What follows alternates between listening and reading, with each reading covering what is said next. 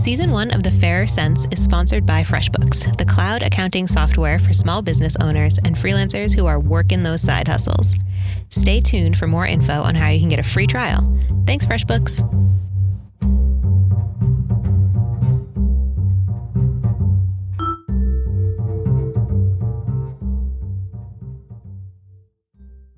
I'm Kara. I'm Tanja. And this is The Fairer Sense. Rad women and real money stories instead of the same old financial bullshit.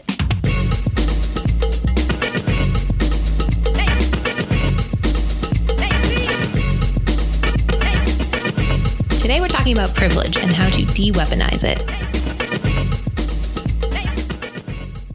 Hey, Kara, how's it going? Hey, Tanja. It's going super well. How are you?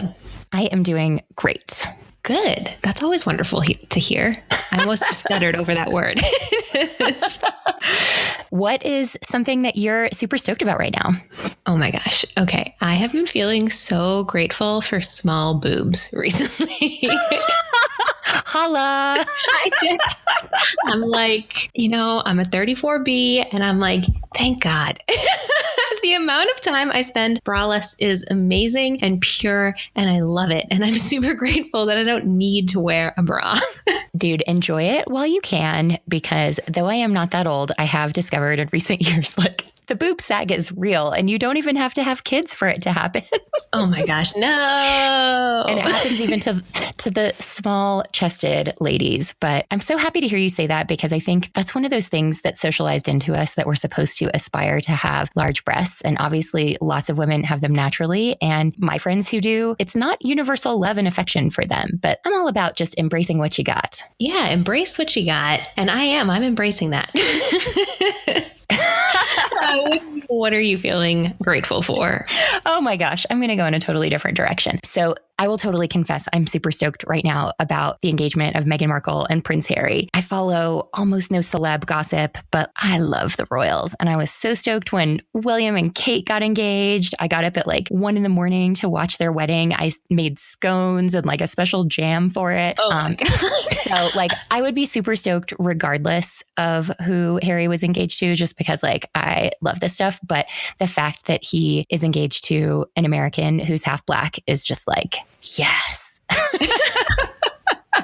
I love it. Like, we talk a lot about smashing the patriarchy. It's like, there is nothing more patriarchal than royalty. And I know that he's never going to be king. I know she's not going to be queen, but it still feels awesome. I do not care about the royals at all. But yes, I'm super excited that, a woman of color has infiltrated the royal family. And, I know there are lots of monarchies around, but I think most people in America, when they think of the royals, they're thinking the British royals. And I'm super glad. They also seem really happy and adorable. And I'm like, great, live your best life with each other. Go be a duchess. Have some beautiful biracial babies.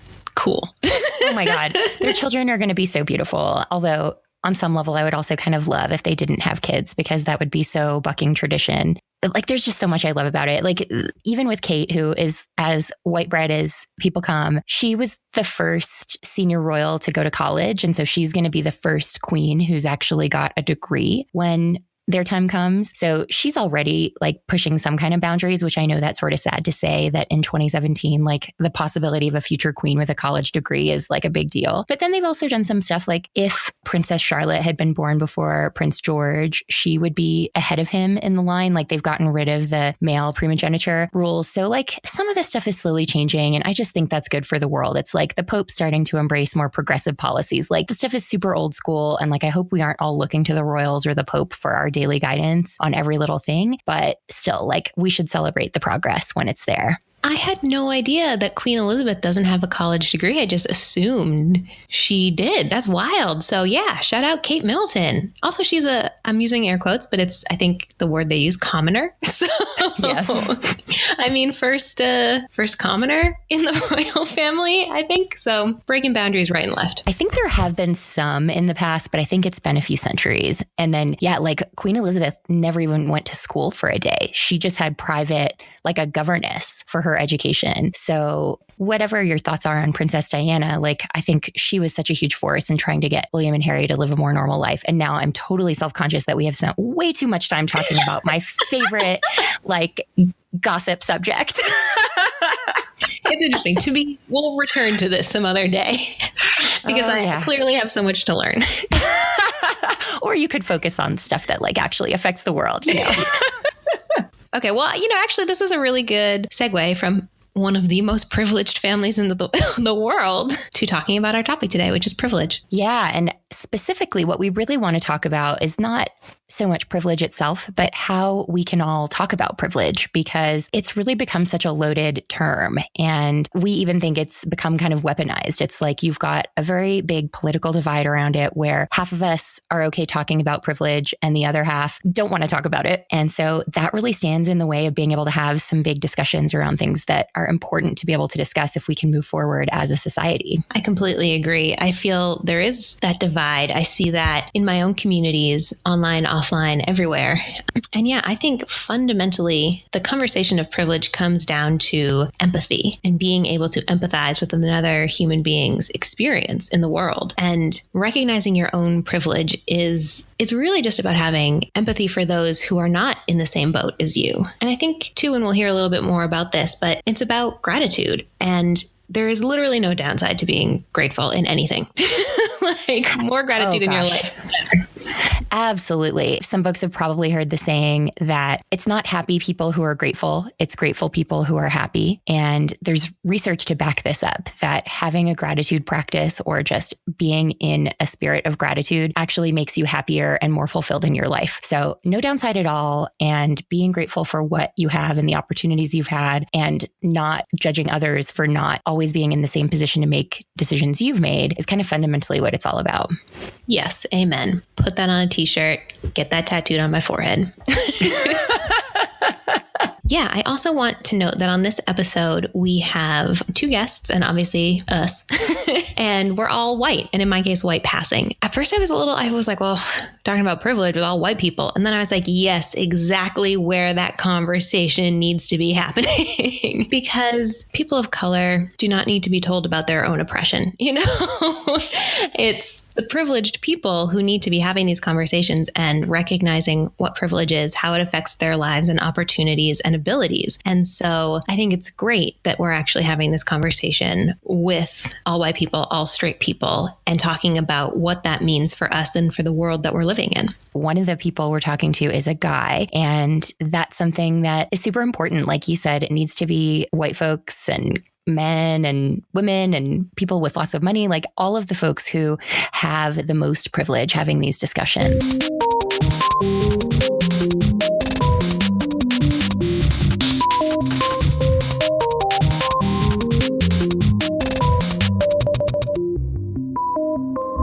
Today's show has two parts, and I am totally going to live out my Ira Glass fantasies right now, and we're going to divide them into acts like This American Life. But so Act 1, what is privilege? And Act 2, how do we change the discussion of privilege? I know that was terrible. That sounded nothing like Ira. You sound great. You don't need your Ira with like an asterisk.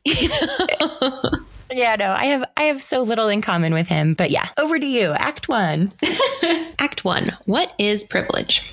I talked with Liz Thames, who is the author of the Frugalwoods blog, aka one of my favorite blogs of all time. I'm a huge fan. And she is also the author of an upcoming book called Meet the Frugalwoods, which comes out March 6, 2018. So run out to stores and buy it, / your library, #frugal. She's written a bunch of times about privilege, especially its role in helping people reach major financial goals like financial independence, which she is financially independent. I started out asking her what privilege means to her.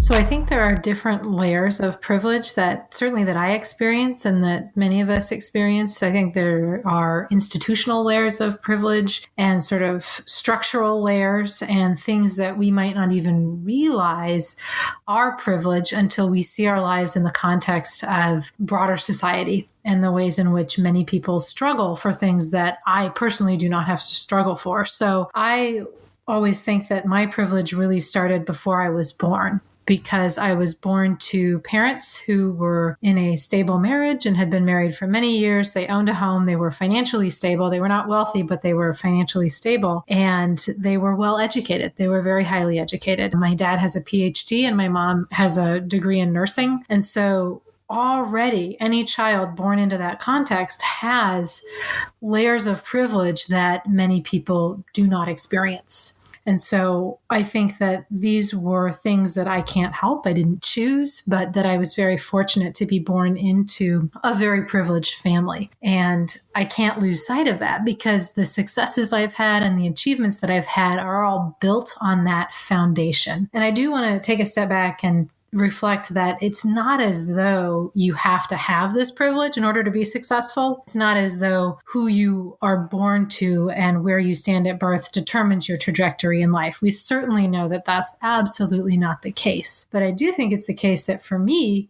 it was a lot easier. So I had parents who read to me, who taught me to read, who taught me to write, who encouraged me in school, who sent me to great public schools and took me to the public library, took me to the museum, to symphonies. I grew up in the context of this very highly educated middle class family. So I had all of these educational advantages. Then I also did not have the struggles of food insecurity. So we never went hungry. We never wondered where our next meal would come from. Our power was never shut off. We were never evicted. There's a lot of stability that comes from just having those base level needs met. So if you think about Maslow's hierarchy of needs, you have security, food, safety, warmth. These are base level needs. And if those are not met, it's nearly impossible to achieve at higher levels. It seems like such a basic thing, but for so many people, that struggle is very real. So I think there are these layers of privilege that have informed my life.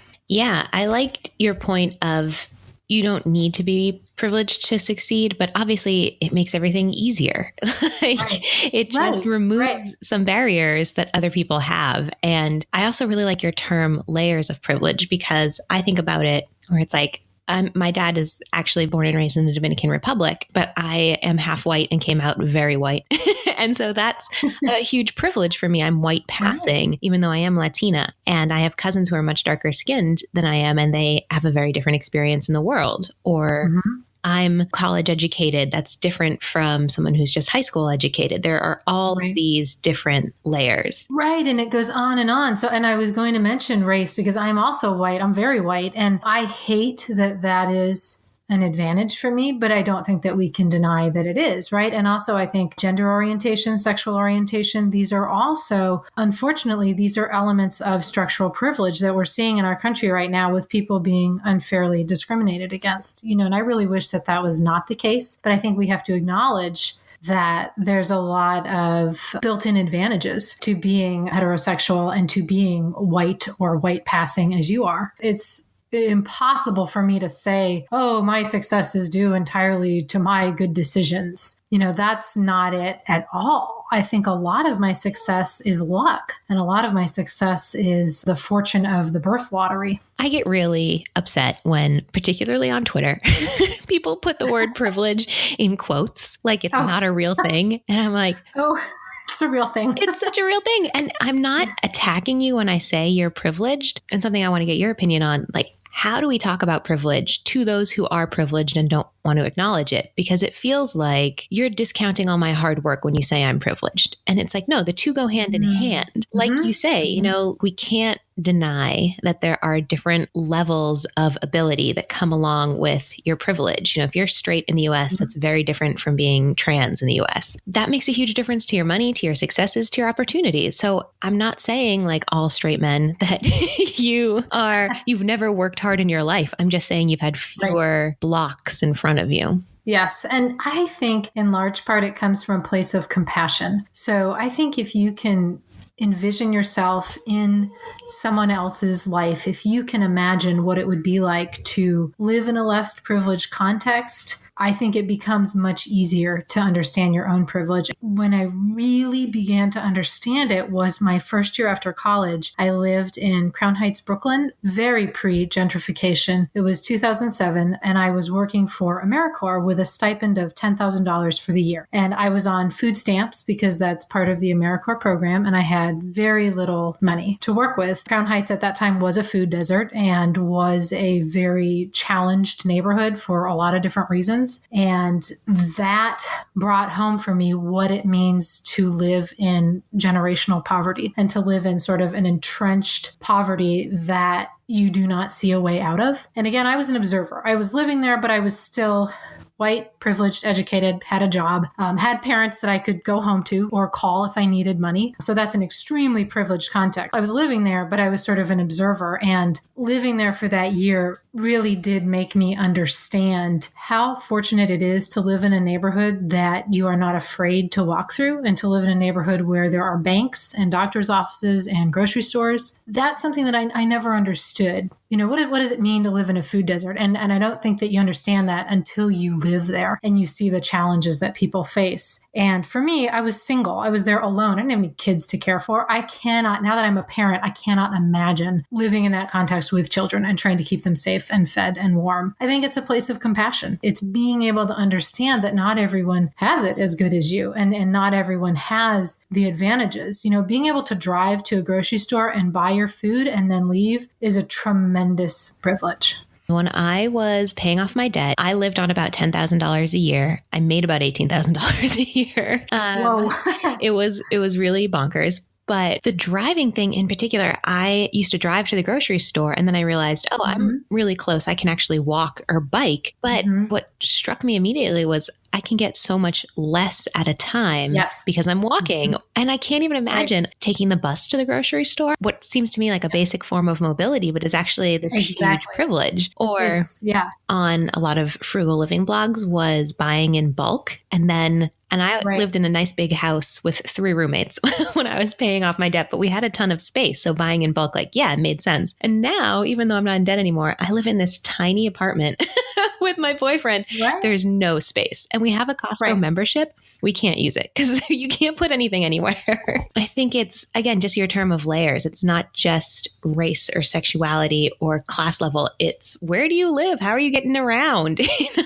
So it's just thinking through kind of your daily life and all of the ways in which your life is made easier. So we've established there's tons of layers of privilege. There's lots of privilege floating around. How do you think the larger idea of privilege affects the larger idea of money? Yes. So this is something that I talk about a little bit in my book, which comes out in March, because I think when you talk about your personal story, which is what the book is, it's a memoir, it's very easy to then jump to the conclusion of, oh, well, if I can do this, then anyone can. And I think that's a really dangerous leap to make. Just talking about investing, talking about retirement accounts, that's a very privileged standpoint when so many people do not have access to banking. So I think it starts at a very base level with access to financial services. A lot of people do not have access to that. And when you don't have a bank account, you cannot deposit your paychecks. You cannot build credit. If you don't have a credit card, you cannot get a loan, let alone take advantage of wealth creating avenues such as investing or 401ks. Then it's also your access to credit and your access to banking. I don't know if you read that blog post. It was a while ago about she did an unbanked challenge and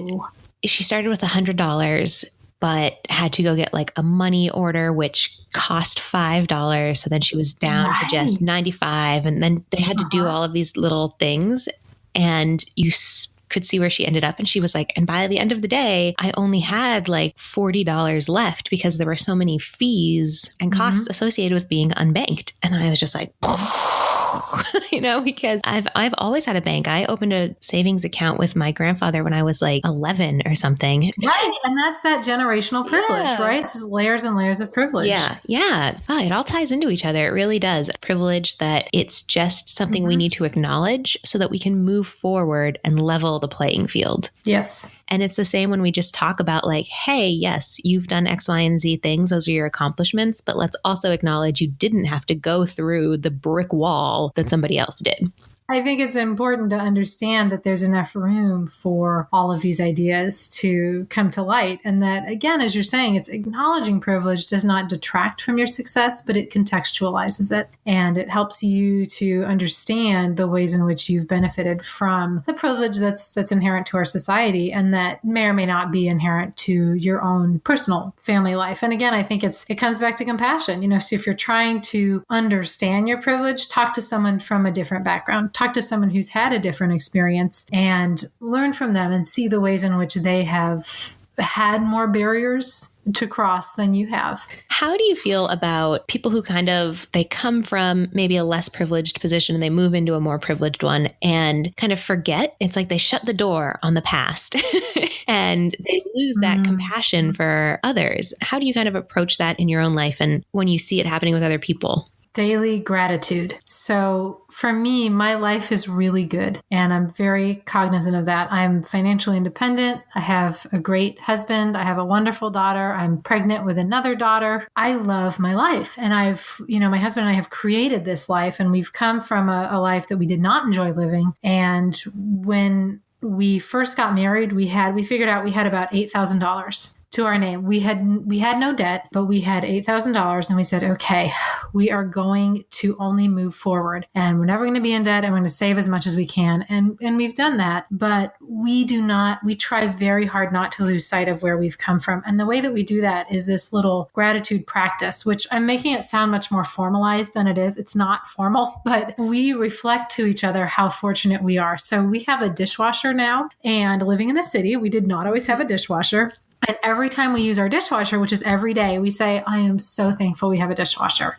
That sounds really dumb, doesn't it? But it reminds us of the privilege of owning a dishwasher and how much labor we are not putting into that. The huge things that we have, which is, our health and our happiness. But sometimes that's a little bit harder to contextualize. And so reminding yourself of these very small things, honestly, I think truly help. No one cares how you live your life except for you. And so I really think it's compassion and understanding for how other people live. And then that daily iteration of gratitude. That is such a great place to approach life from. And it's living this life of acknowledging I got here via my own hard work and my own purpose, and these societal structures, and recognizing both is totally fine and a good thing, and saying, I'm going to be grateful for what I have. I'm going to work for what else I might want. And that's going to be my life. Absolutely. And I think, reflecting on what you were saying earlier about helping people who have yet to acknowledge privilege, I will guarantee them that if you acknowledge privilege and embrace gratitude, you will be a happier person. And you will be a person who looks for ways to give back and to infuse meaning into your life.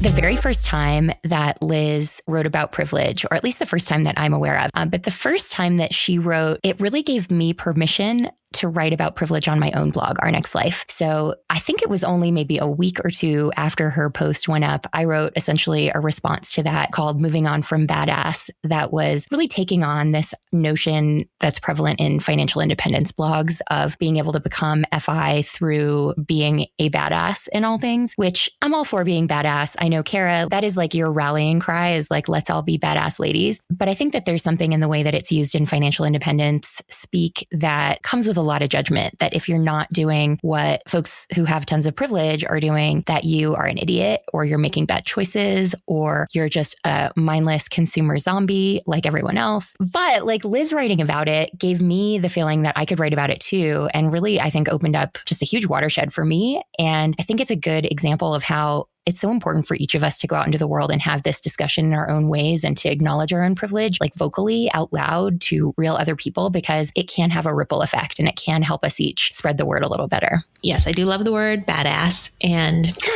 I use it all the time. And yeah, I think what I love about Liz has a whole post on privilege, but she also mentions it in a lot of other posts. She even mentions it at the top of every reader case study. Like, we're all really privileged and we're all really nice and we're not going to be mean to these people. And it's super great. But I just think it's great that anyone talks about privilege ever, anywhere, but especially people in our sphere online. So often people just want to say, I have the successes that I have because of my efforts and nothing else. And that's not the case for anyone. And you hear Liz say that, and I'll be the first to say that about anything that I have in my life. There's a lot of stuff that I've gotten due to these societal paradigms that we live in that say, X is better than Y, and I'm going to treat X better than Y. And it's just really, really important to acknowledge that. And there's no shame or weirdness or bad anything in acknowledging it. Yeah, we talked a little bit about this at the end of episode 3 when we talked about ambition, kind of how we both think the bootstraps narrative is bullshit. So if folks are interested in hearing our thoughts on that, you can go back to episode 3. I do think saying some of this stuff out loud, because there are these pervasive ideas out there that anything that someone has, they automatically earned fully. It's important to show the ways in which we recognize the help that we got. Like, not to say that anyone didn't earn anything, but just that maybe you had a slightly easier time earning that than someone else did. Or likewise, that there were folks who would have had an easier time than you did. I loved how you guys, Kara, talked about layers of privilege, because I think that's really true. It's not like you either have privilege or you don't. We all have some form of privilege, or most of us have some form of privilege. And there are those who have more than others, or that plays out in different ways. There are ways in which other folks might be more privileged than me, and ways in which I might be more privileged. So just sort of seeing it as a spectrum on all things, or I love that idea of the layers. Absolutely. And I think that anyone who has a platform really needs to acknowledge their privilege. I think about when some of our favorite bloggers, the Bitches Get Riches ladies, when they got nominated for the Plutus, one of them tweeted out, "We've been nominated for this award, which makes us realize that we've been pulling our punches. Here's a 2,000 word post on white privilege."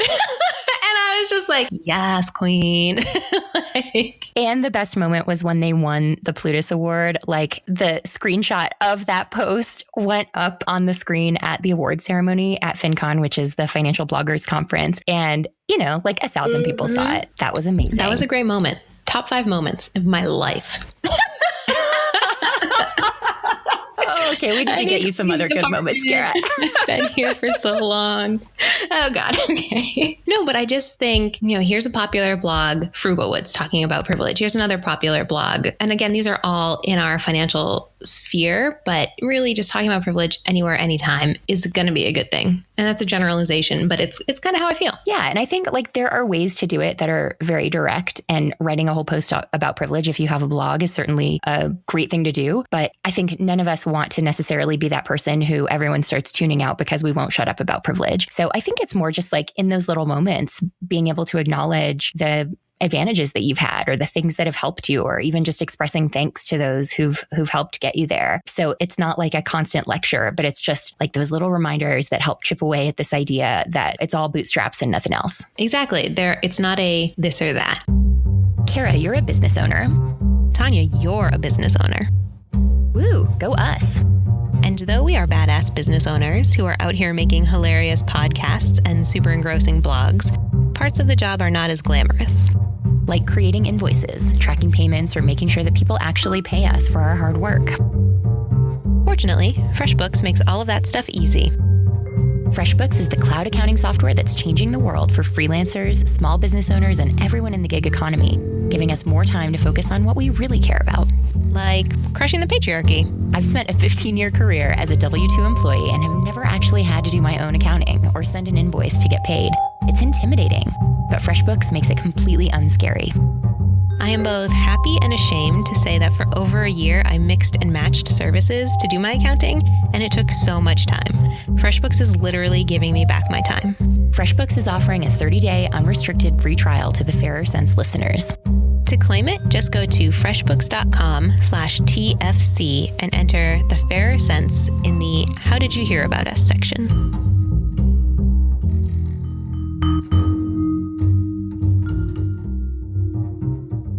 All right, I'm coming back to sound a little bit more like Ira.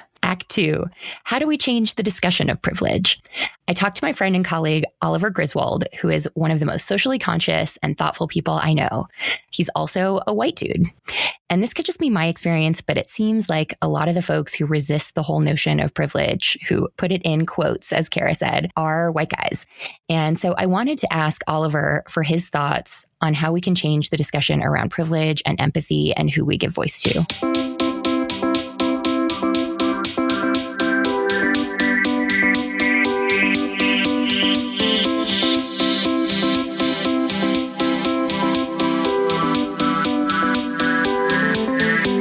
This is definitely not asking you to speak for all white males. I'll be a token. I'll be a token if you want me to.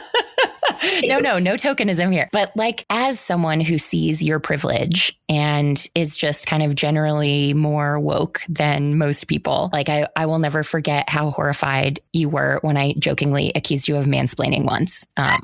Which cracks me up. But like, how do you think we get through to other white guys who are blind to their privilege and help them see not a, like, we don't want to make them defensive. We don't want to make them feel like things they've accomplished aren't valid or they didn't earn them. But how do we just sort of create more sensitivity and empathy in the world among your kind? There's something about the expectation that the world should be going your way, because that is American culture since its founding, that if you're not getting to enjoy the benefits of that culture, or you sense that you're not, even if you are, you're going to be an asshole. And, more sensitivity, more empathy, more identification. I think that's the really big thing. It's just a matter of listening and feeling like you can cross cultural boundaries that we didn't used to be able to do.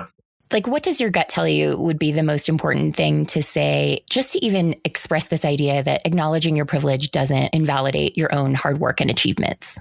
I think that if you listen to one person tell their whole story, that if you can sit down and listen to one person's full story of their life and what they went through, what they fear, what they care about deeply, their family life, all of a sudden, I think it's like a crack in the iceberg. And as soon as you let a little water in, and that crack can get bigger and bigger. And I think that's probably the most important thing. And we've seen that, that like the statistics about if you know a gay person, how much more likely you are to support gay marriage. And that's just that's the shorthand for actually sitting down and listening to people and listening to someone different than you. In your most optimistic moment, thinking about some of the discussions that are happening in the world, thinking about some of the newer discussions we're all having about sexual assault and sexual harassment and just what's appropriate in a workplace and what's appropriate between humans and things like that. Do you see hope for any big shifts? And if so, do you have a sense of where they could potentially come from? The moment we're in is so split in some ways, where you have this absolute horror happening on a political and governmental level. And then on the flip side is this like cultural and technological, in some ways, feeling of coming together and being aware and sensitive of difference. The political feels like a people holding on to the last gasp of horrible racism and treatment of women. And then I look to like the younger people at our office and I see just an open-mindedness that's almost proactive. It's not, we always talked about,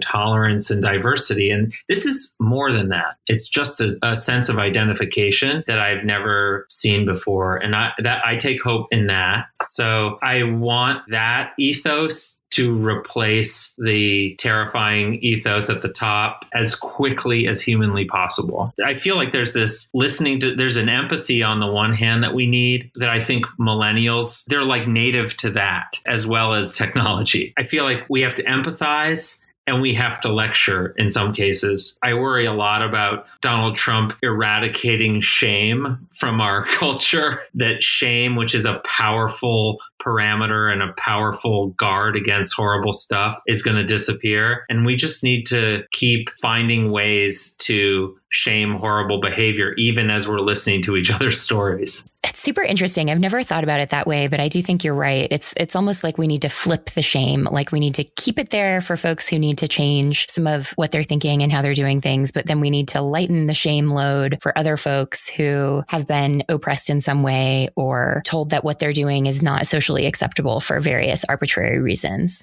So speaking of younger generations, you have 2 daughters. I do. We had an interesting conversation a few weeks ago that I'd love for you to share here about the idea of little girls being bossy. And I say this as a little girl who was constantly called bossy. And we certainly know now that the conversation has shifted to encourage us not to say that to little girls and to not say things to girls that we wouldn't also say to boys. But I felt like you had a really interesting take on it that I think is worth discussing. Yeah, so I am torn about this bossy thing. Every instinct in my bones says that I should not call my daughter. My eldest daughter shows a lot of executive leadership, let's say that. And I am very hesitant to call her on that. And at the same time, I do wonder if that's just like instituting kind of another problematic standard for an old problematic standard. Because the times that she's being kind of a jerk and I'm like, ooh, do I call her out for being bossy or do I not? I sometimes think that I just want to call her out on being, not a nice person. So there's a line there between encouraging young girls, to find their voice, which I couldn't value more. And then does there come a point where that just kind of, flips the situation on its head? And maybe we do need this situation to be flipped on its head. And we do need a generation of just bossy girls who are not going to take any shit from anyone. But there's also a civility that I do appreciate, because what we're seeing right now in American politics is not only patriarchy, but a complete breakdown of civility. And I know civility is a bad word in some circles, but I think being gentle to each other and kind to each other is one of the most underrated parts of our daily lives. I think that's how we survive. And I have this whole journey I take in my head when my eldest daughter is ordering my younger daughter around. And I go from not wanting to call her bossy to wanting to call her out for being civil and sort of teach her how to say it in a different way. So there's a struggle there. And it also, it takes away my younger daughter's voice too. So having 2 girls is an interesting dynamic too. I don't know. I for sure see that. And I think bossy definitely feels like a very gendered word. And so I think scrapping bossy generally still feels like the right move. But I love the point that you made when we chatted about this before, that not using a word with girls, but then doing nothing to correct the behavior of boys is not ultimately the answer. Like to your point about civility, then we just have a lot more jerks in the world. And so why don't we pick some different words that don't carry that gender connotation, but then really focus harder on shutting down some of that bad or uncivil behavior with boys, or shutting down behavior that reduces other people's voice just universally among all of us, so that it's not about shutting down girls specifically. It's about helping to just engender a greater sense of kindness and empathy among all of us. Completely. I think that's such a good point. And there are a lot of moments when I think we need to just in general talk less about what girls should or shouldn't do and talk about what boys should or shouldn't do. I might be more in favor of telling boys not to be bossy than I am in favor of not telling girls to be bossy. I think in general, just based on our social patterns, I might be more in favor of telling boys to shut the fuck up. Mm-hmm. I want to lift girls' voices. I definitely do, but I don't want to lift them into a place of incivility or unkindness. And I want to turn to boys and say, you're not allowed to use your voice like that. You are not allowed to say that. There's no such thing as boys will be boys anymore. And we are in a place where you can't have that anymore. Last week, Kara had the soul ascending from her body moment. And this week, right now, I am having mine. So raising 2 girls in this world where we are now as a progressive, woke white dude married to a strong, badass white woman. How do you talk to your daughters about privilege? Or I know they're young now, but how do you plan to talk about that with them when you just think about, like, you obviously want them to understand the stuff they don't have to put up with, like what constitutes sexual harassment, what consent means, what it means to be an assertive woman and not let yourself be shut down by guys. But at the same time, to your point, like not being a jerk, not being blind to the benefits that they have and the opportunities that they'll have that not everyone else has. In your mind, how do you balance all of that? I think that mix of standing up and drawing a line in the sand and saying, this is what I believe and this is what I'm not going to accept, combined with listening to people's stories and the difference that you can find around you and going and seeking it out. Those are the two things I think that I'm focused on now. Even at 6 years old and 4 years old, my wife and I are pushing our girls to go and ask about people and also not take shit from people because I think those are survival skills for the whatever comes after Trump. They're going to grow up into something that we probably can't see yet, but it feels a lot scarier, more chaotic, in some ways like more old school, more regressive, but they are going to have to be tough and empathetic at the same time in a way that they have to recognize and practice. So that's the kind of parents I think we're turning into, is the ones who feel a little bit like we have to do some training that we didn't think we were going to have to do. The saving grace right now is that neither of them are aware enough of what's happening outside of the square mile around them at any moment to know or to be scared or be cynical. But I do think that in the next few years, it's going to be a very delicate balance of that tough outer shell versus that need for deep empathy. And frankly, that echoes sort of what we need as a culture, I think. I mean, my daughters are almost like a microcosm of the way forward. And I think there was a breakdown of that belief system in 2016 and a breakdown of empathy, and we need to get it back. If I could strike a hopeful note, it's that there are a lot of people raising their kids thinking about these things right now. And I hope enough of them, and we all need to chip in, but I'm hoping it's automatic for today's 6-year-olds.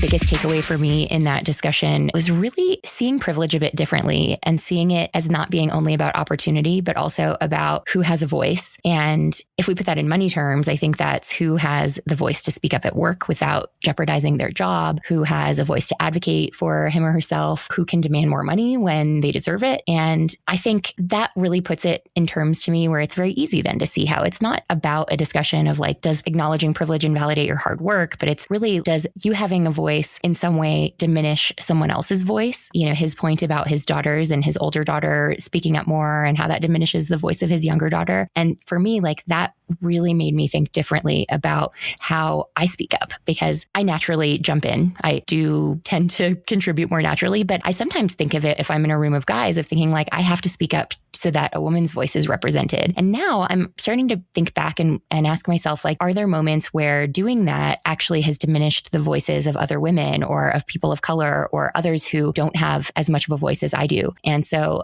to me, that was a really transformative moment in that discussion and something that I'm going to carry with me as I move forward and just try to see situations differently. I think about this all the time because something I see a lot of marginalized communities doing is saying, no one asked for your opinion, because no one, I'm a white passing woman. A dark skinned Latina does not need me to come in and be like, the Latina struggle, because that has not been my experience. And it's just no one asked. And so of course I'm not going to just jump in there. I love that point too. I think it's really, really, it's a nuanced point of this idea of privilege, but it's really important where, think about it. and kind of like stay in your own lanes, like advocate for the experiences that you have and the things that are important to your life, but don't try to step on someone else to advocate for yourself. I think to your point about staying in your lane, I see it two ways. I see it like we should all very much not be staying in our lanes when it comes to listening to others. I think it feels like this moment in time is one where maybe a few more people are listening more than they have before. I hope that's true. And I hope that that lasts, but I'm going to stay hopeful about it for now, at least. But maybe it's getting outside our lanes to listen, but staying in our lanes to speak and not trying to speak for others. Like I really am just hopeful that one of the big positives that comes out of this moment of more women sharing their stories of sexual assault, and men, frankly, and people of color shining more light on injustices. I hope that what comes out of this is that we're going to stop this thing we've done for a long time where even the most socially conscious people among us presume to know someone else's experience and presume to know what's best for them and what they need rather than just like shutting up and listening. Oh, you said it so beautifully. Now I wish I hadn't said anything before because that's exactly right. It is. It's, be slow to speak, be quick to listen, and understand your experience is not universal. Understand that what works for you might not work for someone else, and understand that you were able to walk through that door while someone else might be trying to like climb up the wall of the building because the door is not open for them. Did you watch Sesame Street when you were little? Of course. If you recall Forgetful Jones, he was a puppet who like was supposed to go through the door. They go like, Forgetful Jones, go through the door. And then he would go over the door or around the door. And it was to teach us about prepositions. I always like think about that when it's the idea of you walk through the door. Can someone else walk through it? It's like, maybe they actually have to climb over the door. And maybe that's a whole lot harder. Like obviously Forgetful Jones was a puppet, so he didn't really have to deal with privilege. But like, not everybody can necessarily go through something the same way. Yes. I don't remember Forgetful Jones at all, but I think, yes, that's exactly right. Some people are walking through doors. Some people are like rock climbing up walls, Spider-Manning up walls. And it's just important to acknowledge that and to lend your support to the people who need the support. Yeah. And I really, in the conversation with Oliver, felt for him in this question where he knows better than any other man I know how harmful it can be to call a little girl bossy. And he and I have had this conversation a bunch of times over the years because he and I are temperamentally so similar, but we've been in meetings together where sometimes clients or like boards or others will react very differently to us. And it's clearly a gendered reaction. And so he's been there when people have told me to smile and all of that. But so like, I know he's super aware of the bossy thing, but seeing it in terms of like, if his older daughter really is shutting down his younger daughter, sort of then the quandary that puts you in, I do think is a good thing for especially white women to think about, where opening my eyes the last few years to how the truth is I have probably just been a white feminist for much of my life. And I don't want that. Like I want to help all oppressed people and to use whatever platform I have to create opportunities for everyone. And so like thinking about my point of view that speaking up is always important and is always in the best interest of women, like I can guarantee there have been times where I have been a bad overall intersectional feminist in doing that. And so I know that's tough because of course we all want to encourage each other to speak up. But I do think even for women, there might be moments when we really do just need to listen, or at least listen for a while until it's clear how we can be most helpful or be the best allies. Listen, no one on this podcast is trying to be like a Lena Dunham feminist. Fuck that. Amen. One of my friends and I sometimes say like white feminist TM because it's very different from being a white woman who is a feminist. And then there are legit white feminists who are like, I'm out for white women and only white women. And it's like, well, you've missed the point entirely. So bye.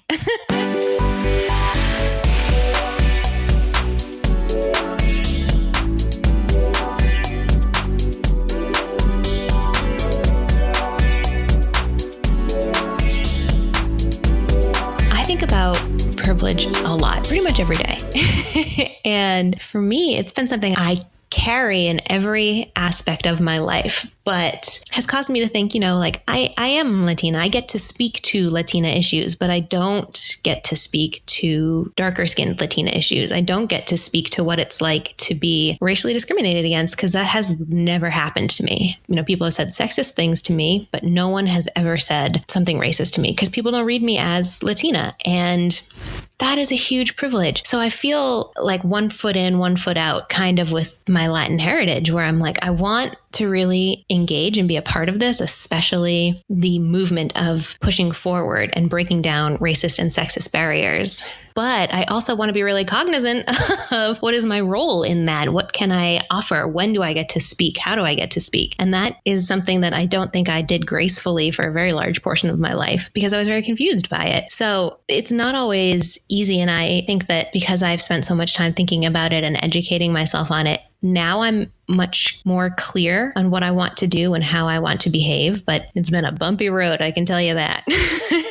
And obviously you have a different experience than I do, being Latina and white, and that going to be different. But as you were saying that, I was thinking like there are parts of that that are not so different from my own feelings and the questions that arise in my mind thinking about this stuff, which is like, I can speak to a certain part of the experience of being a woman because obviously I am one, but there are disadvantages that some women had or that some girls have that I didn't have. I grew up with a dad who was really focused on me going to college and being successful in life. And so I had tons of support doing that. And in fact, I have never actually confessed this publicly before. I didn't even have chores growing up because my dad I know. I'm like, I realize how spoiled that sounds. If it helps anybody feel better, I wore mostly Walmart clothes growing up. So I didn't have fancy stuff, but I didn't have chores because my dad felt like childhood chores are really oppressive. And he also didn't want me to feel like a domestic servant in the house, which looking back, I'm like, yeah, feminism, you didn't even know it was feminist, but it was. But stuff like that, where I fully understand your story about being the one who had to do the domestic chores and your brothers had different chores that were more befitting guys according to gender stereotypes. That's not an experience that I had because first I was an only child. So I didn't have a girl boy comparison, but I also just didn't have to do that stuff at all. And so I think we all in our own ways, I'm guessing, have ways in which we feel like we can sort of speak to the experience of some category and ways in which we can't. And in those areas where we recognize that we have more privilege or have a different experience, those are those places, especially where we need to be quiet and really lean into listening. Yeah, totally. No one has lived your life. No one has been through the struggles you've been through and the victories you've been through. And it's always worth remembering that before you say, well, if you need to save money, just get a roommate. Oh my gosh, my number one most annoying personal finance tip. I'm like, readers and listeners, take advice with a grain of salt, but writers and podcasters, give advice with a grain of salt. Think outside of your experience. To me, it's someone could very easily hear this discussion and think that we're trying to shut down practical advice or shut down basic discussions. For years, I wrote a DIY home blog, and it was only recently that I heard some friends with disabilities talk about the fact that the personal finance advice to DIY everything is really accusatory to people who have any sort of disability, who have chronic fatigue or who have pain or have limited mobility or limited strength, any number of issues that might make some of the DIY tasks challenging. But sort of that's never a nuance that's acknowledged in that stuff. It's well, why would you pay somebody to do something when you could do it yourself and save all this money? Well, sometimes paying someone else to do something is totally worth it and maybe even the only way that it can happen. And so if I could go back in time, I would love to rewrite that blog with just that caveat of here's a thing that you can do if that is physically realistic for you. And we're grateful that we were able to do this, whatever it was, build a new fireplace around ourselves and that we had the strength and ability to do that. That made it both more fun for us and made us feel really proud of the end result. But you could get the same result by hiring the work out just as easily. Yeah, well, that goes back to our point that we made with Gemma on our last episode, where to her, it was totally worth hiring a cleaning service to come in and deep clean her bathroom so that her husband could watch the kids and she could have some alone time. And to her husband, it wasn't worth spending the money. And, those two in that moment were on two totally different planes. And just recognizing. Yeah, it's such a good example. That's a perfect one of the necessity of listening. In that moment, she wanted the work to be done for both of them so that neither of them would have to do the work. He thought what she really wanted was a clean bathroom. And so he thought he was listening. He thought he heard her, but he didn't. And so he did what white people from the beginning of time have been doing, and assumed that he knew better than what the person was actually asking for, and decided that what needed to happen was a different thing. And then you got this fight for it. In a nutshell, that is sort of what this whole privilege discussion is really about, is like acknowledging our own privilege, but then also just listening a whole lot more and bringing a whole lot more empathy to all of our interactions. Yes. In conclusion, more empathy all the time.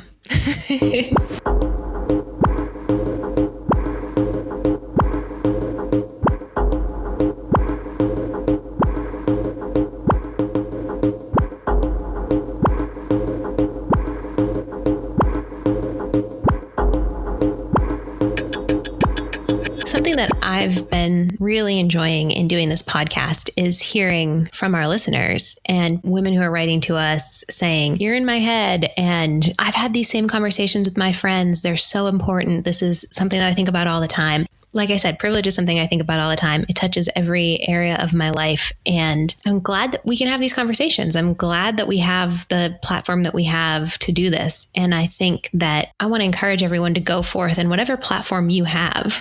You don't need to be a blogger or a podcaster or a talk show host. You can just be Jane and say to your friends, you know, I was thinking about privilege today. Or when it comes up in conversation or someone says something, like, you can use that as your platform. It doesn't have to be grand. It just has to be something that you engage in. And I think the more that you can also speak from the heart and just talk about your own experience, like I love that point that Oliver made, that people who know a gay person or multiple gay people, or I should probably say people who know that they know gay people, since I think probably everybody does, but those folks are more likely to support equality and gay marriage. And I think it's the same idea. Like the more that we can share our stories, but also really encourage others to share theirs and really show that we're ready to listen in a sincere way and not assume that we know what the answer is. I think that's the way we make real progress.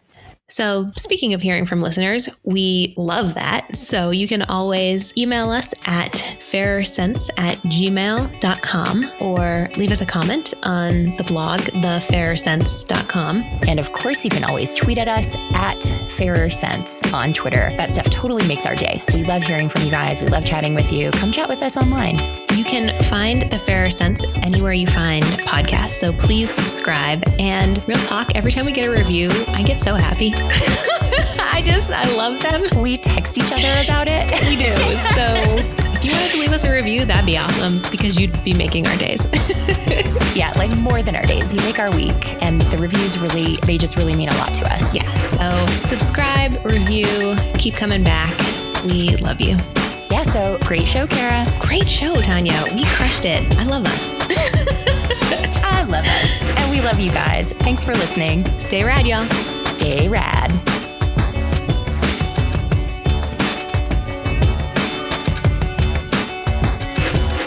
The Fairer Sense is produced by me, Tanja Hester, and the beautiful, brilliant, hilarious Kara Perez. Editing by me. Our theme music is by The Insider, and our ad music is by Keith McLeod, with additional music from The Mysterious Breakmaster Cylinder, Spinning Merkaba, The Insider, BOPD, Jazar, Baby 59, Boxcat Games, and Broke for Free. You can always find me at ournextlife.com and Kara at bravelygo.co.